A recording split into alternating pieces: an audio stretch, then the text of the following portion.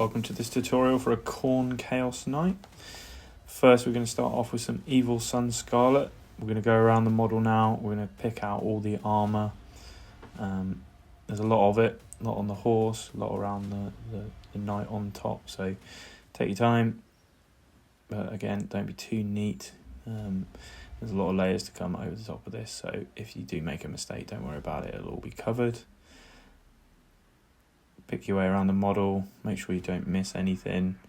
If there's anything in the super dark, deep recesses of the model, don't worry too much. We're going to do a streaking grime wash later on, which hides a lot of the mistakes you might make or areas you can't miss in the deep crevices. Right, next up we're going to try some stippling. So to create a nice gradient, instead of doing glazing or anything like that, we're going to get a dry brush, put a bit of Khorne red on it, start stippling from the bottom of the panel towards the top. And what you want to do is stipple harder towards the bottom where you want it to be darker and more consistent Khorne red, and then get a little bit lighter as you move up the model, leaving some of that Evil Sun Scarlet along the top. Again, there's a lot of this red on the model, so take your time with it. This is the main colour that you'll have at the end. Just work around all the panels, working top to bottom. Here's an example of where you might have two panels which are too close together. What you want to do is just grab a bit of paper and lay it over the panel where you want to maintain that Evil Sun Scarlet at the top. Let's sit over the top. For the smaller panels, you just want to get a brush, get most of the paint off, and just stipple on roughly with a brush yourself and create the same effect.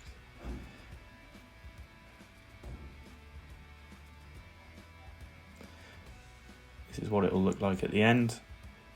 Doesn't look too great yet, but there's a long way to go yet, so stick around. Next up we're going to get some Thondir Brown, and we're just going to do all of the skin of the horse here. There's not that much of it on show because of all the armour and chainmail, but make sure you get everything underneath, and also around the head there.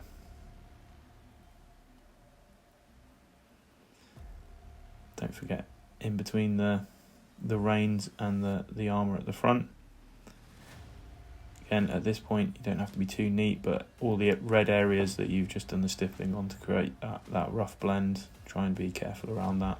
You don't want to ruin that.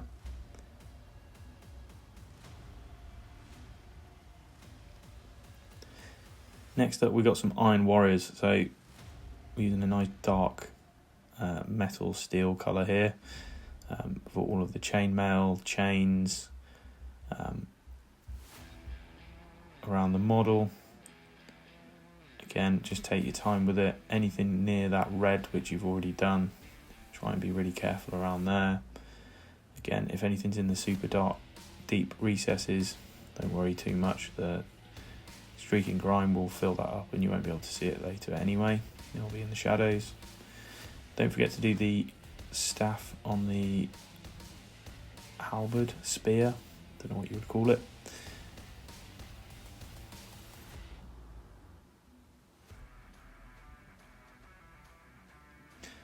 Now we're on to some Chaos Black. So this is for all of the hair on the horse. So like the hair around his hooves and also the tail at the back. Now we're moving on to some Rhinox hide. This is just for the reins here. There's nothing else on the model which is done there.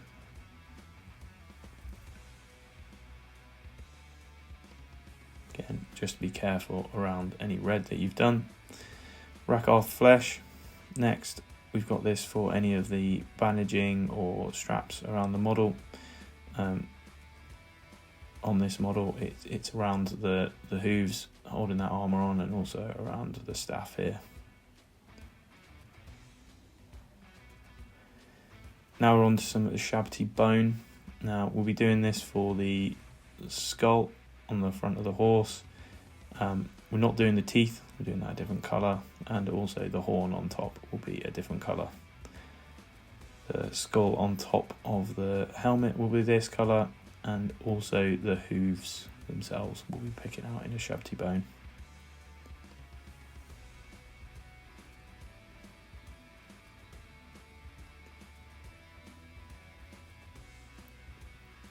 Next up, we've got some Martian iron crust for the base. We're not going to leave it orange, obviously, but we want a dusty, desolate base, as if it's some sort of wasteland, but we'll be painting this a different colour later. Next up, some pink horror. This is just for the tongue, so just pick it out on the tongue of the horse. Nothing much more to say here, nice and simple, just pick out the tongue, try and be a little bit neat. And now we've got Screaming Skull for all the teeth. So we always do the tongue before the teeth, because it's obviously on top. And it's easy to pick out the teeth after the tongue. It's quite hard to get the tongue without getting the teeth. Work around all the teeth, just picking them out in this Screaming Skull. Don't forget the horn on top of the skull as well. And the horns on top of the helmet as well, will be picked out in this Screaming Skull. And the very bottom of his staff as well as a skull. Now we're on to all of the brass or Balthazar gold as we're using here. There's absolutely loads of this on the model, and you really want to take your time here. You want to work around really quite slowly. And get any on the red in particular that you've done, where you've done that blending.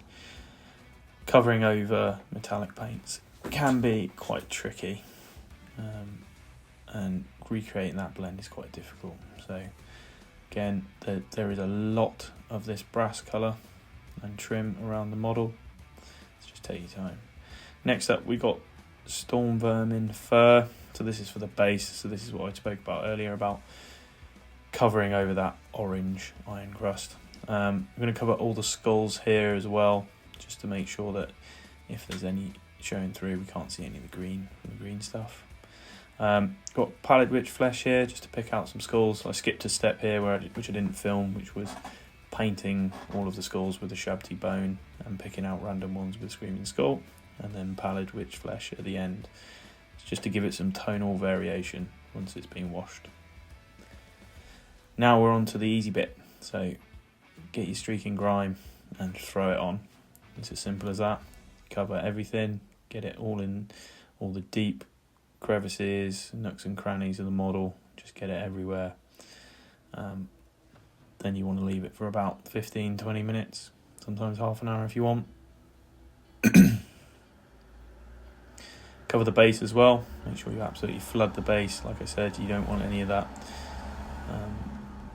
green showing through. We've already covered it with the Storm Vermin Fur, but we just want to be super sure that all the crevices are covered and filled.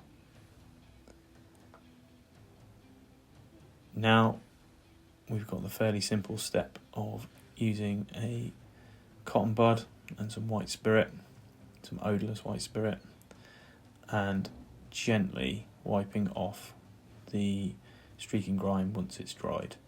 So this is after it's sat for about 15-20 minutes. Again,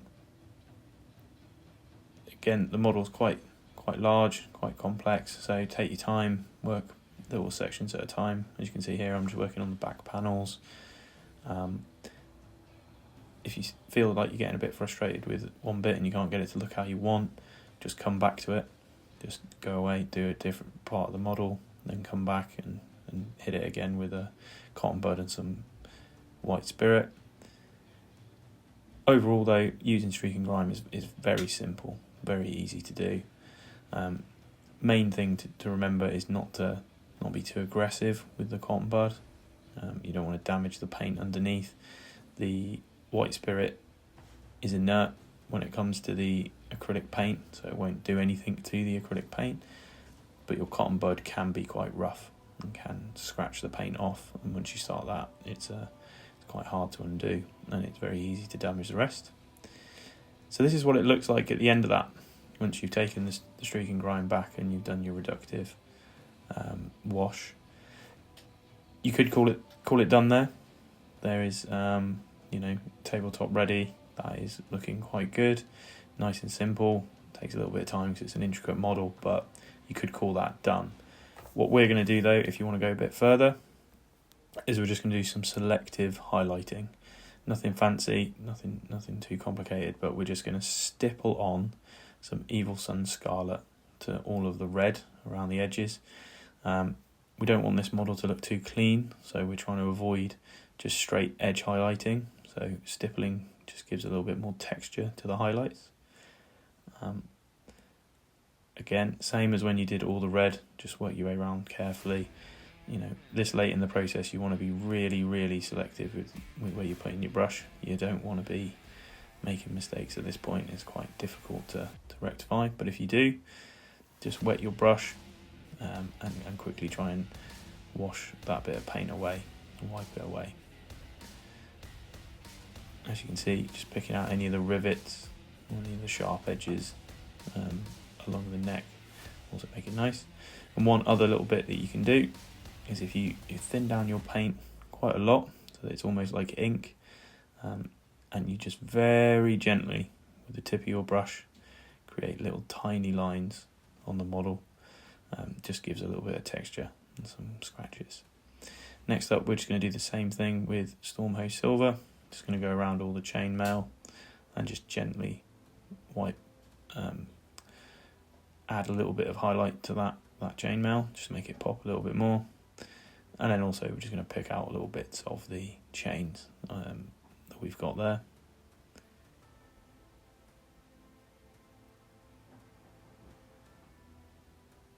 Again, we're not highlighting the whole model here. We're not doing edge highlighting in the traditional sense. We're just adding a little bit of highlight to it to make it a bit brighter. Now we're on to Retributor Armour. So this will be for all of the brass that we've got in the model. This is probably the most comprehensive highlight that we're going to do, because at the moment the brass is quite washed out and almost dull looking, and we want it to look a little bit brighter. So we're going to go over quite a lot of it with this Retributor Armour, hitting all the edges, just stippling it on anywhere that we think could look a little bit brighter.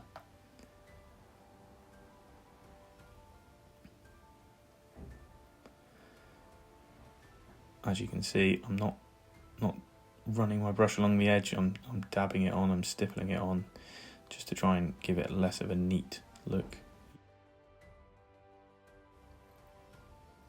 And this is the final model now.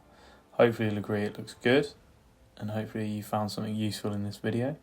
Please leave a like and subscribe if you like it, and I'll leave you with the video. Thank you.